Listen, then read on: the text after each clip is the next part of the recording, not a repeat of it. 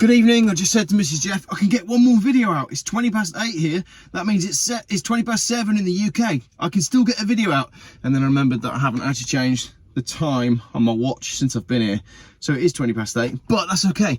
We can have a late video as the sun goes down, because I've just been sent this. So thank you to Alex for sending this to me. This is from Autocar. Today, Toyota, Mazda and Subaru to revolutionise engines in internal combustion engine commitment.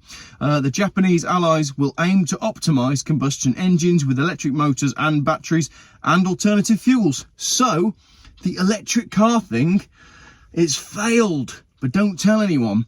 Mazda, Subaru and Toyota have committed to developing new engines in an attempt to decarbonise ICE cars with a renewed focus on hybridisation and carbon neutral fuels. The allied Japanese brands jointly confirmed they would aim to optimise engines with electric motors, electric drive units and batteries, which goes against the trend of brands transforming entirely to EV only lineups. Also in the news this week, Jaguar made their last internal combustion engine car.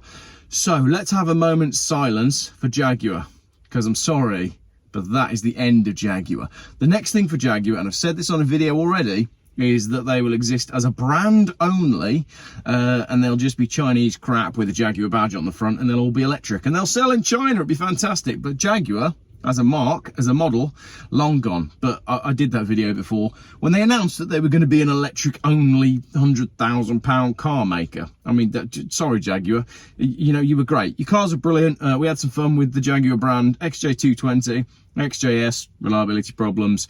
Your recent models have been fine, but that's it. That's the end of Jaguar. Sorry about that. The trio said, this is Mazda, Subaru and Toyota, said the decision was driven by a deep understanding of their customers' diverse lifestyles.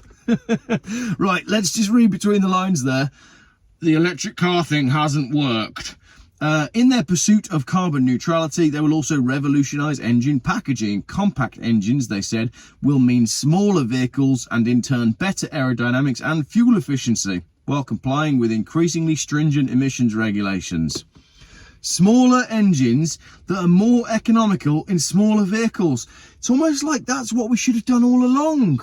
It's almost like £100,000, 3.5 ton electric SUVs don't work and aren't the future. Imagine that. I mean, imagine if you had a YouTube channel that had been saying that for 2 years.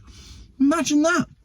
The engines won't be purely petrol fueled either, as Mazda, Subaru and Toyota will also major on alternative fuels such as biofuels, synthetic e-fuels and hydrogen. So they're basically saying this one trick pony, this one size fits all electric solution doesn't work. They say, we will continue to offer our customers exciting cars by honing internal combustion engines for the electrification era and expanding the multi-pathway possibilities for achieving carbon neutrality, said Mazda President and CEO Masahiro Moro.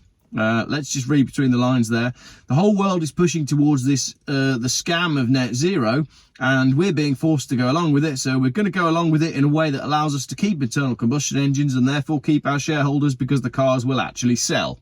That was a good quote. That was right off the cuff. Subaru President and CEO Atsushi Osaki suggested the target of carbon neutrality was one that should be a primary focus in Japan, adding, as we continue to refine electrification technology, we will also enhance our horizontally opposed engines with an aim to use carbon neutral fuels in future. Yes, it's not the end of proper Subarus. Toyota President and CEO Koji Sato said the decision would offer customers diverse options so they could drive carbon neutrally, and described the three brands' plan as friendly competition. In order to provide our customers with diverse options to achieve carbon neutrality, it's necessary to take on the challenge of evolving engines that are in tune with the energy environment of the future, Sato said. Again, let's read between the lines there. By saying that they're going to develop internal combustion engines that are in tune with the energy environment of the future, he's also saying that electricity-powered cars, pure electric-powered cars, don't even fit in with the energy environment of the future. He's admitting that it hasn't worked. Despite this announcement, Toyota is still heavily backing EVs. It's aiming to launch at least 30 new electric models by 2030, with the goal of selling some of them.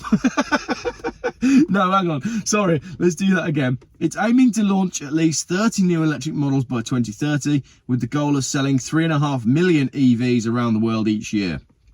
The problem that Toyota have got is they've been forced down this route of EVs, and I'd assume the 30 electric models that they are planning to launch before 2030 have all been long in development before the Mapmaster started telling everybody that the electric car thing doesn't work, and before many YouTube channels started exposing the depreciation on electric cars, and before real people started buying them and realised that they just don't work as well as petrol or diesel in the real world. That was before all that.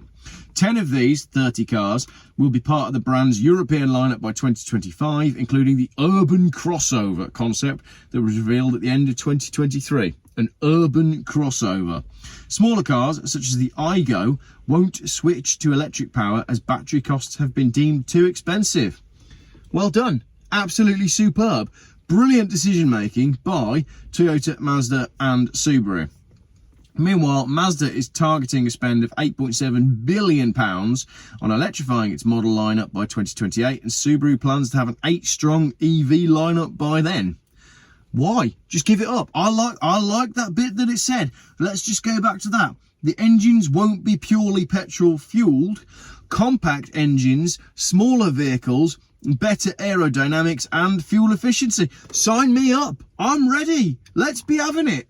So there we go, a nice positive evening video as the sun goes down here on the edge of Malaga. It's our final day. My car is all packed. We're on our way home. The Volvo has been fantastic, despite returning pretty piss poor fuel economy. But then what do you expect when you buy a 1997 performance estate car with an automatic gearbox?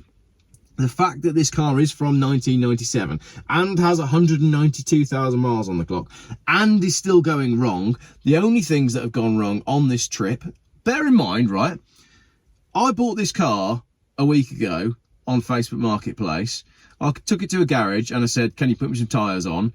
And they did me some brake pads, 1 caliper and 2 tyres. And then I drove it 1,800 miles. It's from 1997 and it's done 190,000 miles. I just paid the money, I booked the ferry and I went. Now, all of these EVs that are being made, they're not going to, how many years old is that? 25, something like that? It's more than that, it's 27 years old? My maths is terrible. These EVs, when they're 27 years old, right, they're going to be good for nothing. They're going to be absolutely good for nothing. And that's why I keep banging on about these older cars. Yes, today we drove into Malaga, you know, fantastic. You've got the old town in Malaga. And there's a low emission zone in Malaga, which is interesting because the low emission zone in Malaga sits just between the international port where all the ferries go and the airport and the train station. There you go. The low emissions scam never ceases to amaze. But my Volvo's been great. It's pretty much our last day. I've got a decent drive to get us all home and it's been brilliant. No one's complained about the car. What's gone wrong with it? My headlining has started to fall down because apparently this car has never experienced relentless 26-degree heat because it's lived in England, and the glue on the headlining has finally started to give up, which is a very common Volvo problem. The seal around my sunroof is not fantastic, so that needs doing as well. But I happen to have, when I bought this car, if you remember, when I bought it, I got a spare car with it. So I've already got a spare sunroof with the seal and the mechanism and everything, and I've already got a spare sunroof headlining, so I can do all that when I get home. I've got all the bits to make this car perfect again. The CD player, I'm not going to lie, it's been a bit temperamental. You know, CDs, when they work, they're fantastic, but that is old technology and there's a laser in there and it requires everything to be working. And I think it's to do with the mechanism on the CD changer. So we can only listen to the album by The Thrills called So Much for the City, which, to be honest, is not worth listening to over and over again. I'm hoping the CD player is going to come back to life tomorrow, but we've been using a Bluetooth adapter, one of these, This video's just turned into like a review of the car, which is not what I meant it to be, but I guess it's a late night video, so why not? I've been using one of these Bluetooth adapters, low battery on my phone. That means it's time to shut up. And that was fine all the way through France, but I don't know, the radio signals must be different in Spain. In Spain, I have to keep chopping and changing the channels that this broadcasts to get picked up by the radio, whereas I didn't have to do that in France. But mostly we've just been listening to the sound of the wind in our hairs as the sunroof has been open, and we've been cruising along quite nicely, exploring the southern reaches of Spain. Right, so there we go. That was apparently that was a video about engines and the way the Japanese brand, I mean, the Japanese brands have never really wanted to go along with the full electric thing, have they? So it's good to see that.